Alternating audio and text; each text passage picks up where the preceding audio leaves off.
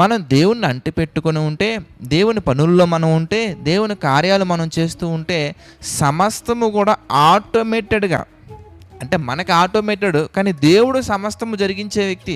ప్రతి నిర్ణయం కూడా తండ్రిదే అని మనం తండ్రికి మనం అప్పగించినట్లయితే కనుక మన జీవితంలో సమస్తము కూడా మేలు కలగటానికి సమకూడి జరుగుతాయి. అలా జరిగే విధంగా దేవుడు చాలా శ్రద్ధ తీసుకుంటారు. 9 నెలల తల్లి గర్భంలో ఉన్నప్పుడు ఏ విధంగా అయితే శ్రద్ధ తీసుకొని క్షేమంగా భూమి మీద రావడానికి ఆయన ఎంత సహాయం చేశారో, అదేవిధంగా ఈ భూమి మీద కూడా మనం మౌనంగా ఉంటే, తల్లి గర్భంలో ఏ విధంగా అయితే మౌనంగా ఉండి, తల్లి గర్భంలో అయితే ఏ విధంగా మనం సమస్తము కూడా ఆయనకి మనం అవకాశాన్ని ఇచ్చి, మన ఈ సృష్టి ఈ ఆకారం నిర్మించబడటానికి మనం ఏ విధంగా అయితే ఆయనకి అవకాశాన్ని ఇచ్చామో, అదే విధంగా ఈ భూమి మీద కూడా మన ఇష్టం అని కాకుండా సమస్తము కూడా మనం ఆయనకి అవకాశం ఇచ్చినట్లయితే కనుక జాగ్రత్తగా మళ్ళీ మనల్ని పరలోకానికి తీసుకువెళ్ళే విధంగా ఆయన మన జీవితంలో ఎప్పుడు సహాయం చేస్తూనే ఉంటారు.